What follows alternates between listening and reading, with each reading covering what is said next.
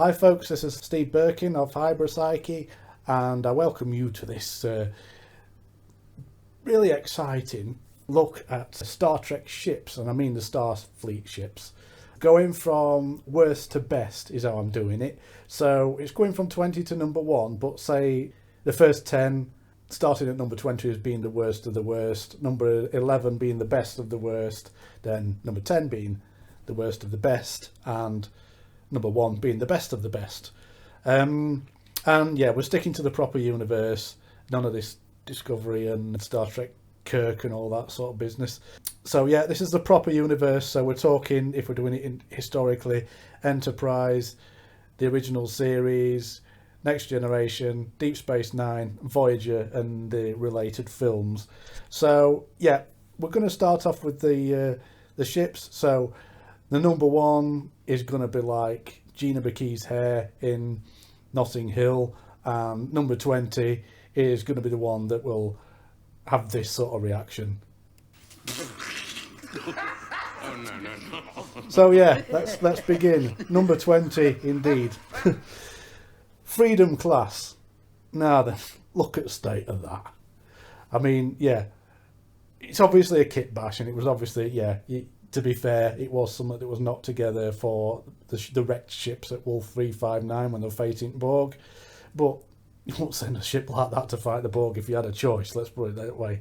Yeah, Galaxy class, saucer section, Constitution neck, and a single nacelle. I'm not sure how that's going to work, and it's a Galaxy rated nacelle as well. So yeah, it just looks awkward. It's a silly looking ship. I don't know what. Well, freedom class is in like freedom to design what you want. I don't know. Maybe because only hippies had bought it, because it won't be able to stand up in a fight anyway. Not really. So yeah, and I'm not sure about this single nacelle business anyway. I'm not sure about when ships have got 3 nacelles, especially if you choose the Dreadnought class that appeared in All Good Things that had a 3rd nacelle, but it was higher than the others. So you would have thought if there were going to be 3 nacelles, they would have all been parallel with each other. I'm sure there's some proper sort of Trek fans who might be able to put me right on why that would be. But yeah, I've deliberately avoided even the All Good Things sort of ships. But yeah, Freedom class, definitely not a favourite. Definitely a laughable looking ship. So let's go. Number 19. Steam Runner class. I think I'm not the only one who don't like this design very much. Obviously, it is a butt-kicking ship. You can't fault it for that. But again, look at it. It's the nacelles are joined directly onto the saucer section, and so how do you get from one part of the ship to the other without actually walking so close to the nacelles that there must be some kind of risk? And yeah, and then you got that bit, the nacelle pylons joined at the back, which, to be honest, it just looks like someone's trod on it. It's a damn ugly ship. I don't like it, and it's a shame. I know it's a butt kicking ship. It is designed to fight the Borg. So from that point of view, yeah, it did sort of lots of Steam Runner classes took part in the battle at Sector 001. So from that point of view, yeah, you can't fault it, but otherwise, no, I really don't like it. And it's yet another ship that looks like a Miranda class, which annoys me. So, number 18, Oberth class. Yeah, I mean, to be fair, in the Next Gen world, they cropped up now and again. Probably too much in my liking. I think that my biggest sort of criticism of Next Gen is there weren't enough new ships knocking about that you saw on flybys. You might see them on distances on these like the blockade network. You might have seen them tiny on the screen, and obviously there was the graveyard at Wolf 359. So yeah, so why did Next Generation? This is one of the ships they kept chucking in there for flybys and ships in distress and that type of thing. So I mean, fair play, they are good little science vessels. And you could excuse more the design of the fact that the saucer module joined onto the nacelles, which joined onto the pylons, which joined onto the engineering hull. Again, so it's how do you get from one part of the hull to the other?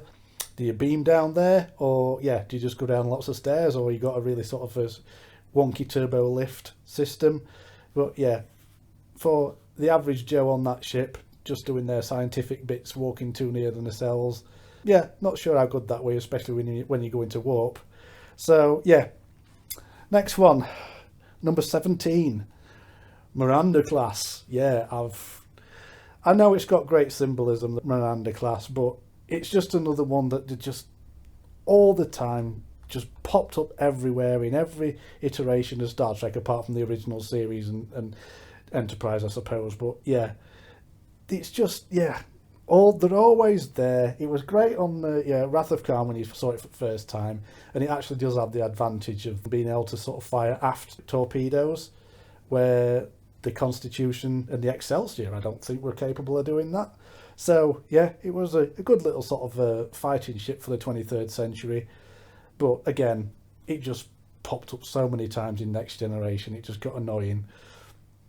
So yeah, I'm sorry, people, that put that quite low on my list. So number 16, Ambassador class. Yeah, I don't like this ship either. I like the idea. I think what I would say about this is, I mean, yesterday's Enterprise is a brilliant episode, don't get me wrong, and I think the designer did quite a good job of having the idea, basically merging Constitution, Excelsior and Galaxy class designs together to make this one that appeared between Excelsior and Galaxy. So the Ambassador class, yeah, the Enterprise C, it was the first ship to have families on, I believe, the first one to have families on of just the crew, though, rather than just any old Joe Smith moving there. But what I don't like about it is it's part of the engineering hull is sort of like a Constitution come Excelsior design, but the warp drop is too big, I think, and also the nacelle pylons are incredibly thin. It just looks like that one lucky shot on those bulky nacelles and it could knock them out of kilter. So yeah, not a bad ship, but yeah, not one of my faves, I'm afraid. Number 15. Now, people are going to be jarred off with me about this as well. NX class. Not a bad ship. It's sort of, it does make sense that it appears the way it does. A smaller ship. I don't know how many decks it's got. It's probably about 5 decks, I think, something like that. And yeah, even a deflector array in the saucer section, which is, yeah, quite interesting. I do like the story of Enterprise. I do like Enterprise itself.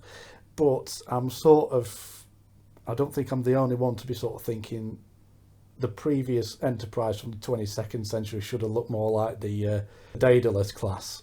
So, and I can sort of understand why they didn't do that. But yeah, not my favourite Enterprise. But yeah, not a bad ship, of course. Lots of good stories with it. So, number 14, Norway class. Another one that was designed to fight the Borg at Sector 001, and did a damn good job of it. Yeah, it's sort of all flat and things, and I don't like the big sort of like gash that it's got in the back where there's such negative space. So yeah, not too keen on this ship. Obviously another sort of butt-kicking ship, designed solely to fight the Borg, etc. Yeah, not my favourite. And similar again, number 13. People might not like me for this either. Akira class. Now I know this is probably one of the most powerful ships that were designed to fight the Borg at Sector 001. Great ship. Again, I'm just not right keen on how it looks. It's kind of got that, again, that Miranda feel, that damn Miranda feel again, which you'll see in a bit. I'm being a bit two-faced when I get further down this list. But yeah, Akira class. And it kind of looks a bit melted, sort of like sort of meant to look fluid, I think. But yeah, I just don't like the look of the ship. Definitely a powerful ship, but yeah, not too keen of it. And I think if you look at it from the side, which I'd invite you to do is in your own time, it kind of looks a bit like a Romulan warbird. It's kind of got that Romulan design to it. I suppose you could say that's a bit of a cooperation between, or conglomeration between Romulus and the Federation now that they're talking to each other a bit more at this sort of period. But yeah, not a bad ship, but not my fave. Number 12, Constellation class. Yes, a breath of fresh air that we actually did see another starship in Next Generation other than a Miranda, an Oberth or an Excelsior. So this Constellation class, obviously Picard's previous command as the USS Stargazer, supports fauna cells in a logical sort of shape, and the idea is for more sort of deep space exploration. They can obviously cruise for a lot longer because they've got the fauna cells taking the burden. So yeah, I can definitely cope with that. I think the sort of massive sort of front launch bays, because it can have lots of different fighter ships in. It's probably not the only one to have that, but apparently they weren't very reliable for warp capability. But yeah, one strange thing and one geeky thing about this, I don't seem to notice a deflector array on this ship. So I'm not sure where the deflector dish is, or whether it's even set into the nacelles or whatever. So yeah, Constellation class, not a bad ship. Yeah, not a bad ship. Okay, so now we're going to the best of the worst. Number 11, Intrepid class, obviously Voyager. Interesting new design, not really been done before, because I think just about every Starfleet ship you saw had a circular saucer section. So obviously this one looks a bit more like an iron if you look underneath it. But sorry, just somebody speeding past our house there.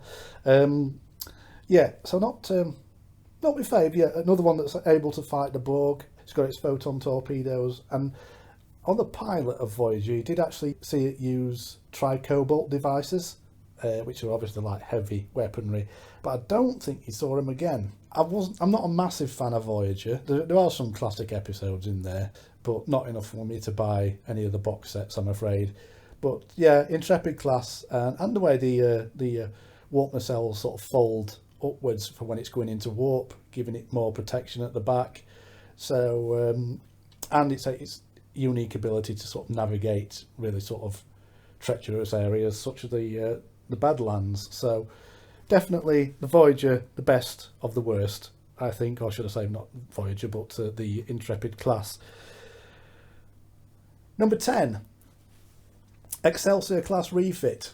Obviously the first time we saw this was on Star Trek Generations with the Enterprise B. You would then see it lots of times in Deep Space Nine. Another refreshing change from when you saw the Excelsior looking like the Excelsior in Next Generation. So yeah, it was kind of beefed up and just looked a bit better.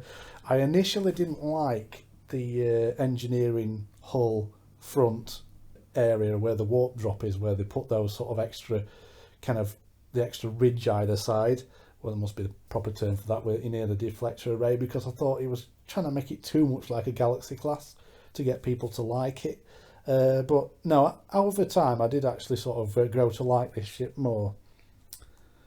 Okay, number 9, Defiant class. Another one designed to fight the Borg, the original one designed to fight the Borg. And yeah, I like this ship. Obviously got tons of experience, logged tons and tons of hours fighting the Dominion, even the Klingons, etc. Great little ship. I love the way that this ship fires. It was just a bit of a shame that it got trashed so easily on first contact, and I do believe the producer of Deep Space Nine were a bit jarred off about that as well. But yeah, tough little ship, as Riker says. Okay, number 8, Constitution refit class. This one again. I particularly like the way this looked, and particularly in Star Trek 5. I know it's a pretty naff film, but I like the way this one looked. It looked new. It looked as sort of pearly white as the Enterprise did on the original series. So the original sort of NCC 1701 refit was okay, but it was still sort of like silvery, and it kind of looked a bit okay for the Wrath of Khan, where it was it wasn't a white ship type of thing, because it kind of suited the mood that it was less so. But yeah, looking like a brand new ship and still feeling like the original in its colour, etc., but still having the great sort of swept-back nacelle pylons and the new nacelles. Yeah, definitely like this one. Number 7, well, Galaxy class, got to get that one in there. Obviously, Next Generation ran for a lot of years, and the Galaxy class was even used quite a lot in the Dominion War. This ship had the families. It was a great sort of new ship. It was new ideals, all that type of thing. So, yeah, it was the sort of point when the Federation had become all nicey and probably a bit too utopian, which was, yeah, proven in Deep Space Nine episode where it suddenly got easily trashed by the Jem'Hadar. So suddenly this ship's not as powerful and as indestructible as what people thought in the Federation. But yeah, great ship, obviously. Just great design, just well-built ship and practically a city in space. Okay, number 6. Now, people are going to be surprised at this in some ways. Daedalus class. We are talking now 22nd century. Obviously, when you look at this, you'll think this is what's supposed to have kind of been the predecessor to Constitution class, etc. And yeah, I think what I like about it is just this, it's because it's so antiquated, it is because it's so old looking and sort of simple and primitive. And you just imagine the people aboard this ship being less than utopian, that people still got on with the work, etc. But you just kind of, you can see this sort of like really early Starfleet kind of grit and sort of, yeah. It's just a great ship. It's really hard for me to explain, but I just like the way it looks like it's an old type of ship. Number 5, Soyuz class. Now, you've heard me bitching about Miranda class before. When we first watched Cause and Effect Next Generation episode, and we saw this thing coming through, I thought, oh bloody hell, not another Miranda class, because this ship came into the view and from the temporal anomaly and was about to crash into the Enterprise. Obviously, at the end, they avoid the crash, and you get to see a sort of brief shot of what this Soyuz class ship looks like. And yeah, it is a sort of a Miranda style design characteristic, but I just like the additional structure on the back. And I've also read the book Ship of the Line, which has got a great sort of almost prequel to the rest of it, where you've got Captain Bateson, you find out more about his crew and the fact that this is just basically a tough border cutter, and the captain's called Bulldog Bateson, and he fights off the Klingons, he wards off the Klingons, even though his ship's half patched and battered to death, and the Klingon ship's 10 times more powerful, but he's still able to hold his own, hoist the yellow jack. Yeah, proper sort of good gritty sort of, yeah, ship again. Great to have that bit of history in there. So, number 4, I've put this quite high up. Nebula class. It does look, again, it's a bit sort of like a Miranda come Galaxy sort of design, but another breath of fresh air in Next Generation that you saw this ship. I think it weren't till season 4. I think it was the Phoenix. Yeah, great ship. I like the idea of it. The engineering hull's a little bit sort of piddly, but I like the idea of the module at the top that can be detached and have different modules attached for whatever the mission specifics are. So yeah, great sort of new ship to have had there. Number 3, New Orleans class. We only saw sort of like an half destroyed one and a tiny sort of mention of it in Next Generation, but this was the USS Kyushu that was in the Wolf 359 graveyard, and it's obviously a kit bash, but it's pretty good kit bash. I think it's meant to be about half the size of a Galaxy class. It's definitely got the Galaxy sort of engineering hull and saucer module, but the truth of the matter is the 2 modules at the top that you see were highlight markers that they stuck on, when they were doing the model, and there's also a cylindrical module underneath. So I'm not exactly clear what these modules are, whether they are fighter launchers, shuttle pods, or even science modules. It's just a great looking little ship that still has the Galaxy appeal. The only thing I don't like about it, which does make it look kit bashy, are the nacelle pylons. because they kind of stuck on top of the engineering hull rather than out at the side like they would on the Galaxy class. I mean, they could have even almost done something like put wider Constitution swept back nacelle pylons joining from the middle of the hull rather than laying on the top. But yeah, I do like the ship, and I think the USS Rutledge was another one that O'Brien served on previously. So yeah, I do like that ship, I must admit. Again, it was a shame we didn't see more of it in action in the next gen. So, number 2, Sovereign class. Well, it's got to be, hasn't it? The latest Enterprise that's going to kick the Borg's butt. And this particular picture is when you first got a glimpse of what the Enterprise E was going to look like, because obviously we're all sort of like there with bated breath waiting for First Contact to come out. I heard all sorts of rumours. Somebody was saying early on, oh, it's going to be 5 Borg vessels, and I thought, oh wow, this is going to be good. And then all of a sudden we're now hearing there's just going to be 1 Borg vessel, etc. And we got the new Sovereign class ship, and now we're thinking, oh god, don't make it like Voyager. That's what we're thinking. We were thinking that was going to be the next logical step, or even the Nova class if you got the Star Trek technical manual, which I'm glad it was neither. I am glad they kept sort of the Excelsior design on the engineering hull, but you've got that extra structure under the saucer module. Your saucer section looks more like it could take more of a beating. I like the swept back nacelle pylons. I think the new environmentally friendly nacelles as well. Yeah, tough ship. Quantum torpedoes as well. Definitely a good butt kicking ship. So that picture is the first picture we ever saw. So from a geeky point of view, it looks a lot darker than what it does on First Contact, and the deflector array is not the same. It looks more like an Excelsior deflector array. So, before we go to number 1, a couple of honourable mentions. First one, the original Constitution. Got to have that in there, haven't we? It's because I'd already mentioned Constitution before that I didn't put another one in. But yeah, we can't not have that in there at all. It was a great show when it first started, and when we were kids, people my age, it fired the imagination, and that was the ships. They were the ships of the future. So, and the other honourable mention is the original Excelsior. I grew to like it, and again, I liked it especially in Star Trek VI, Undiscovered Country. It looked a great ship on that one in particular. I think the only thing I would fault about the Excelsior design, or the original Excelsior design, is when you look at it head on, the kind of engineering warp drop that faces you looks like a sort of like a full underpant. So drum roll time. What's going to be number 1? The Enterprise is not even number 1. That's because this is another ship that's definitely designed to kick butt.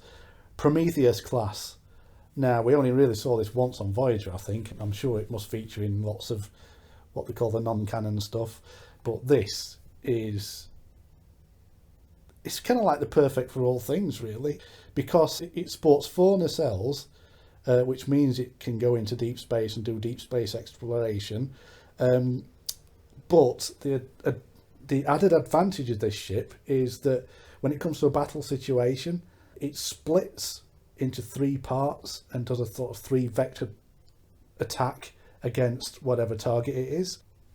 So you can see you've got the 2 nacelles above and 2 nacelles below. So those parts actually split up. So the excellent sort of command hull that's not a saucer, but more like a kind of how we remember spaceships to be in some ways. Command hull, that's your primary hull, that splits off. The secondary hull is part of the part of the engineering with 2 of the nacelles, and the tertiary hull, is the other part of the engineering with the 2 nacelles, and all 3 of those move off in a different direction to sort of fire upon whatever enemy ship. So yeah, can literally just finish it off. So yeah, it's just a great looking ship. It supports sensibly 4 nacelles rather than 3 or 1.